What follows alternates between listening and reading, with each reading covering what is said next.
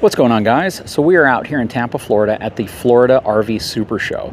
This, I believe, is the largest RV show in North America. I know it's right up there with Hershey, but between the two of them, they're both the largest shows in North America, and I think they're always competing for the top spot.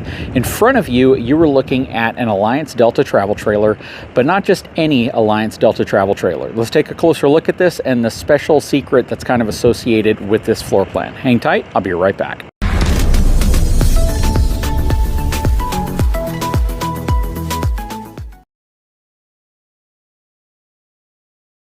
So they nice and conveniently put all the information about this trailer on this placard in front of it. This is the ML206 2025 Alliance Delta. They call this the Ultralight. 23 feet 11 inches long, 10 foot 10 inches high, 4,292 pound dry weight. Gross vehicle weight rating is 7,450 pounds. Has a hitch weight of 568 pounds, and that is dry. So as you add weight to this in terms of cargo, in terms of propane and batteries, that weight is certainly going to increase. Let's see the cargo carrying capacity. Let's go look at the sticker to find that out. So the sticker shows that this has a 2,212 pound cargo capacity, rides on 15-inch load range D tires, and it has twin 3,500 pound axles. So when this is fully loaded, let's just say you load this thing up to near gross vehicle weight rating of 7,450 pounds, you're likely going to be transferring closer to about 800 pounds to the back of your tow vehicle. So just keep that in mind. When it comes to a towability perspective with something like this, it is going to be half-ton towable as long as you don't load this thing up as high as it can go. If you can keep the weight of this around 6,000, 6,500 pounds, then you can keep this easily within what most half-ton trucks can tow, but you still may need a weight distribution hitch, and you still may need to dial in your weight and balance in order to have the best possible and safest possible towing experience. So first and foremost, the reason why you're looking at this specific travel trailer is because my good friend Matt over with Matt's RV Reviews and Liquefied, they're actually going to be giving one of these away. Now there's some rules and some things that you have to abide by. I don't know all of the details, but you can go to liquefiedrv.com/sweepstakes if you want to enter. They have a lot of information regarding what you can do to enter, what it takes to enter, what you can purchase, what you don't have to purchase, all of that stuff. I'm not going to go over any of that, but if after you're done looking at this video and you love this floor plan and you want to take a shot at winning it as part of a sweepstakes, definitely check that out. I'll put a link in the description of this video. That said, let's take a closer look at the interior, then we'll come back out and see what the outside's all about. Okay, so as we walk up to the back, this is the ML206 Asdel on the outside and inside. Full-time RV warranted, which is pretty cool for a relatively compact unit like this. You typically wouldn't expect to see your smaller, lower-cost travel trailers as having that type of rating. So it's good that the folks at Alliance are doing that. We're going to hop inside, and I'm going to close the door because there's a lot of motion and movement going on. All right, so the windows are open, but there's no power on this unit yet. So we're just going to kind of walk through this unit, let you see what it's all about, and hopefully we don't need any additional lighting to see any of this. All right, so this is really cool because this has a kind of a different style floor plan than what a lot of people would assume in this length of trailer. It's a relatively short trailer, and it has a nice theater style seating on this side, queen size bed at the front, but then your entire entertainment area and everything else kind of rests on this wall over here. It's a really nice setup overall. Nice cabinetry on this side. I love the fact that there's drawers. You guys know me, if there's no drawers, it's not a kitchen. I love the fact that they have another spot right here for your silverware, so they give you some nice kind of drawer within a drawer setting here. Very smooth ball bearing rollers. You got more storage underneath the sink, quite a bit of it as well. Soft closing cabinets. You have a large single basin sink which directs the water to this end, plus an upgraded faucet right here. Thermofoil countertops. I do wish that they would move to a complete solid surface countertop in these, but again, this is kind of one of those areas that brings the price down. Let me know in the comments what you believe. Would you be willing to pay a little bit more if it meant getting a true solid surface countertop, even though it will increase the weight a little bit? And I know, you know, just the countertops alone probably aren't going to be a huge increase, but they can definitely contribute to additional weight. And of course, as you add more and more stuff, that weight can incrementally creep up. Then as we swing around to the left side of the entrance, you have your Furrion 12-volt refrigerator freezer. Some more storage right here. Nice soft closing cabinets. Very, very nice refrigerator setup. then you got some more storage maybe down here. Nope, that's your power control center, so that's where all of your fuses and breakers are. Let's quickly take a look inside of the bathroom. So it has a reasonable sized bathroom. It is definitely a cornered bathroom with a cornered shower. Soft close toilet seat and lid. Nice tall ceilings in here as well. So you could easily be probably upwards of about 6'5", 6'6", and comfortably fit in here. Huge medicine cabinet with a soft closing door. You also have a thermofoil countertop area right here with stainless steel undermount sink. Power outlets, Furrion on-demand water heater. More cabinets down here, all magnetic latches with really strong holding. It's one thing they've always done well with Alliance products is put some really, really strong magnets. It's a really good space here. Nice back pantry space for toiletries, towels, and such. It would be kind of cool if they added the shower miser to this system. Those of you with the shower miser, leave a comment below. I'd love to know what your thoughts are. I've never personally owned an RV with the shower miser, and I've always kind of wondered how people actually feel about it. You have some robe and towel holders up here. I like that they flip up out of the way when you're not using them. Okay, swinging around. Over in your kitchen area still, you have your 3-burner Furrion cooktop with oven. And a pot and pan drawer.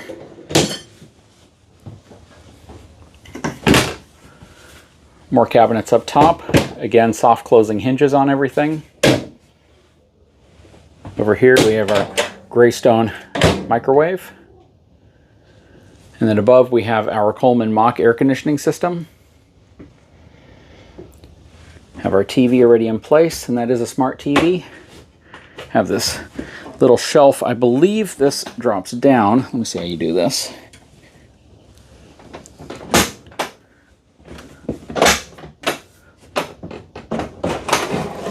Okay, so that drops down to get out of the way, and I'm not sure if it needs to get out of the way. I guess it's more so you can access the bed. But this is a nice little area, especially if you want to use it as a little bit of a desk type setup.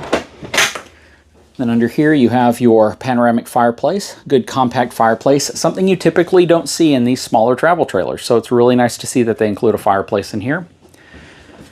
Sweeping around to take a look at the bed. One thing I really like about this setup is the fact that they put this dividing curtain right here that you can close to give yourself privacy inside of the bedroom. So really nice setup. Again, a lot of privacy because of how they put that curtain there. So if you do have anybody else that is sleeping in here, maybe you have a sleeping bag or something in here, or perhaps maybe somebody's watching TV while somebody's in the bedroom sleeping, it gives you some good privacy.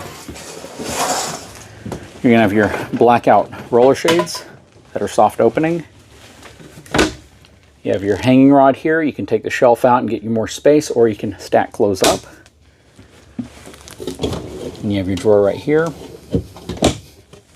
Those do not flip up. On each side you have USB 110 as well as your light switch. Same on the other side. Plus you have a large window right here as well. And under the bed you have plenty of extra storage as well as a couple of drawers. And it's good sized drawers. They've done a great job giving you storage space in this RV, really giving you the type of space that you would need in something relatively small like this, so you could take it out for a longer period of time. No carpet, blackout roller shades, and atrium windows, which essentially mean they've tried to squeeze the largest possible window into a space that they can. And then over here, you have more pantry space. Love the fact that they're putting these pull-out drawers in place.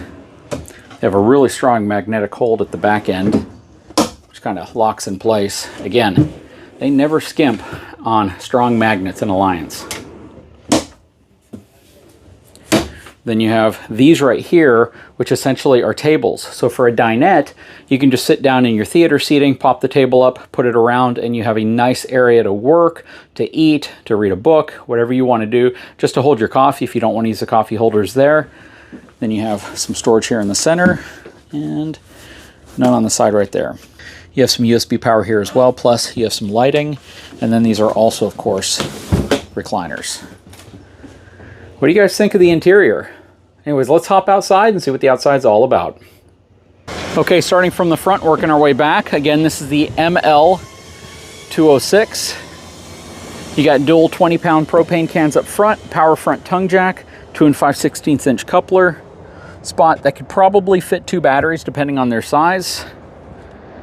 On the side here, we have some storage. This one's currently locked at the moment.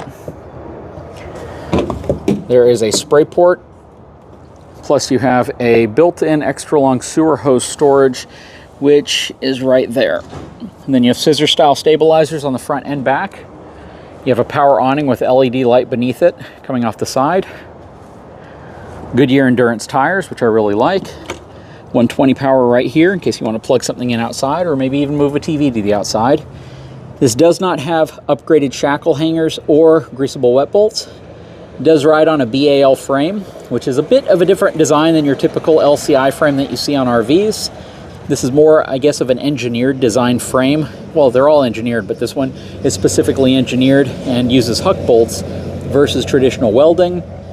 But yeah, this is definitely an area I'd love to see an upgrade in suspension. Just put maybe a Cree 3000 or something in there to give it a little bit more shock dampening into the coach itself. But I do like the fact that they use Goodyear Endurance tires. You have your MORryde step above steps here. Outside of your Furrion on-demand water heater. Huge ladder to get on the back. We've featured this several times because you can hang stuff on here extra wide if you just want that extra security whenever you're climbing to the top of your RV. Has a full walk-on roof so you can get up there and service it. Another spray port here in the back, all LED lighting. You have a 2-inch receiver back here. It's meant for cargo. It is not meant for towing, so just be aware of that. Suburban furnace right here. It is prepped for a wireless backup camera. When I mean wireless is the power's there, but it wirelessly connects to your dash, whatever you have inside of the vehicle. You have your stabilizer jacks back here. There is no bumper on the back of this, so you would have to use the sewer hose storage underneath. This does have a single rack and pinion slide on this side. Good technology, nice and reliable as well. And then it is prepped for the Solera awning if you want to put a slide top awning on. They've already given you kind of the means to do it with the mounting situation that you would need. Coming around this way, you have all your water connections here, city water, tank flush, as well as your cable connection, and probably another spray port. Yep, another spray port. So 3 external spray ports. Looking under here, this is your battery disconnect if you want to stop from having a parasitic draw on your system. Your slide control, you have one inside and you also have one right here. This is really nice because if you're parked next to a tree or something like that, or a barricade or something, you have the ability to put your slide in and out from the outside right next to that obstruction so you can be sure you don't hit it. Plus you have hot and cold water, which controls the feed coming out of here. You have a water pump switch right here. You have your tank fill city dry camp connection right here, a light, plus the bit you would use to lower or raise your stabilizer jacks, and an access panel to get into your plumbing and everything back there. Then you have your sprayer hose over here, but this is a good size pass-through storage. It's a really, really good size pass-through storage. And on the other side, you're actually gonna have your awning control as well. So you have the ability to push your awning out while you're standing outside of your RV, again, just to make sure you're not gonna hit any obstructions that might be in the way. But what do you guys think? Love to know, is this the type of floor plan that you've been looking for? That's also something that I'd really like to know. And if so, what specifically do you like about this type of floor plan?